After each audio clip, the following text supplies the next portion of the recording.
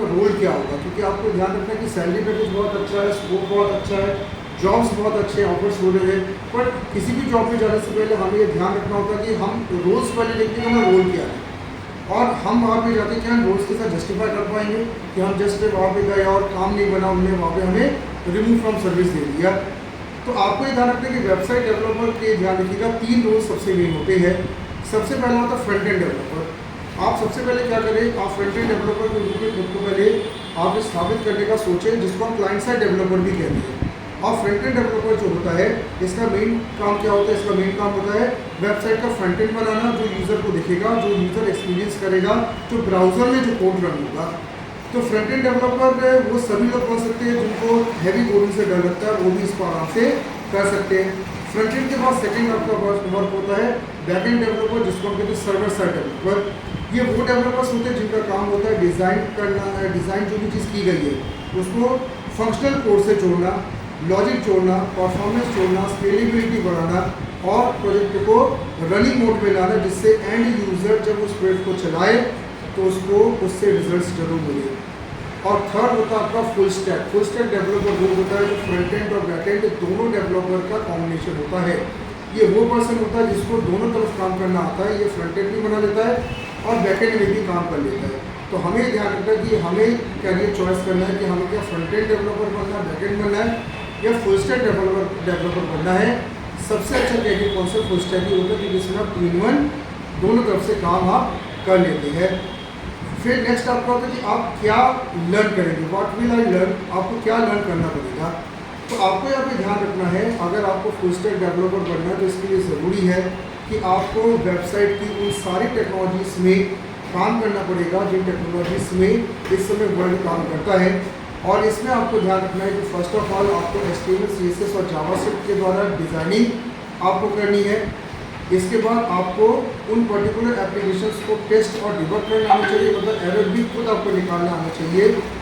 आपको इसके साथ साथ उन नए टूल्स और टेक्निक्स को भी सीखना पड़ेगा जो डेवलपमेंट टीम को लगातार इम्प्लीमेंट करना पड़ता है। जैसा अभी हाल ही में रिएक्ट और नोड की बहुत बात हो रही है, तो आपको उनको भी सीखना पड़ेगा। साथ साथ में जो फ्रेमवर्क्स की आजकल बहुत बात हो रही है, जो लैंग्वेजेस आप सीखते हैं तो उनके फ्रेमवर्क्स बहुत आजकल मार्केट में यूज़ होते हैं, जैसे react JS, node JS, Laravel की बात करें तो PHP के लिए बहुत ज़रूरी होता है, जैंगो के लिए ज़रूरी होता है, जैंगो पाइथन के लिए ज़रूरी होता है। तो ऐसे फ्रेमवर्क्स आपको सीखने पड़ेंगे।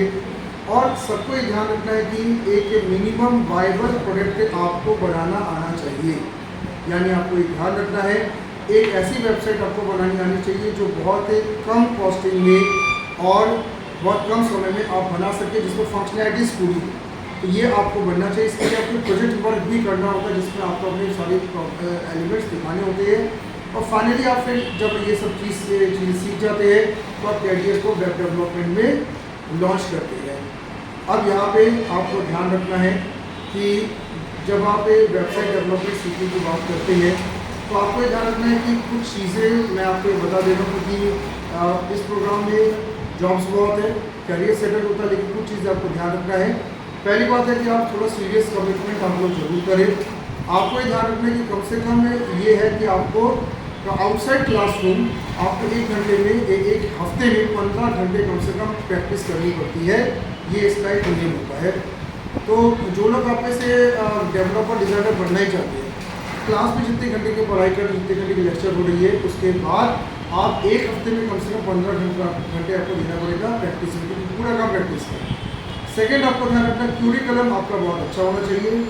आप केवल उस क्यूरिकलम पे ही इंडस्ट्री में आप जा सकते हैं जो कि डिमांडेड है, और इसके लिए बहुत ज़रूरी है कि आप सभी इंडस्ट्री स्पेसिफाइड क्यूरिकुलम में ही पढ़ाई करें। जो इंडस्ट्री डिमांड कर रही है उस चीज़ की ट्रेनिंग ले, और साथ साथ में उस चीज़ पे अपने हाथ को अच्छे मजबूत करें जहाँ इंडस्ट्री डिमांड कर रही है। तो इंडस्ट्री डिमांड को देखने का मैं एक बहुत अच्छा तरीका आपको बता दे रहा हूँ। आप सीधे जॉब्स को देखिए, जो भी जॉब्स निकलती है फुल स्टैक डेवलपर की, उस पर डिमांड्स इंडस्ट्री देती है, तो उन डिमांड्स के ऊपर आप देखिए और उस डिमांड को आप लोग बाकायदा ट्रेनिंग में पूरा करें। मेंटर मीटिंग्स आपको यहाँ पे ध्यान रखें कि मेंटर्स जो आपको पढ़ा रहे हैं उनसे आपको बाकायदा कोर्स में अच्छे से सीखना भी है, डाउट्स भी क्लियर करना है, और आपको ध्यान रखना है कि सिर्फ मेन मेंटर नहीं, आपको इसके साथ साथ बहुत सारे ऑनलाइन मेंटर्स भी आपको मिलते हैं, आप उनसे भी बात करें।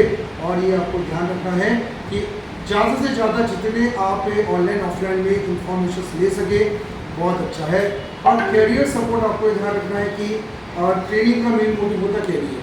तो जिस भी संस्था में आप पढ़ रहे हैं या जो भी संस्था से आप ट्रेनिंग कर रहे हैं, अगर कैरियर तक आप नहीं पहुँच पा रहे हैं या आपकी जॉब आपको नहीं ऑफर हो रही है या इंटरव्यूज़ आप फेल कर रहे लगातार, तो आपको ध्यान रखना ये बड़ी दिक्कत वाली बात होगी।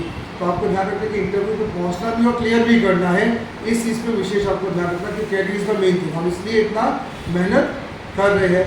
ठीक है, अब यहाँ पे आपको ध्यान रखना है कि जब हम यहाँ पे बात करते हैं फुल स्टैक डेवलपर की, तो फुल स्टैक डेवलपर का अपना कोर्स आपको जो लोग करते हैं तो उसके कोर्स मटेरियल मैं आपको यहाँ पे बता दे रहा हूँ और लेवल्स में आपको बता दे रहा हूँ कि किस लेवल पे काम करना होता है। तो अभी तक अगर कोई क्वेश्चन हो तो आप पूछ लीजिएगा, नहीं तो मैं अब लेवल्स को स्टार्ट करता हूँ।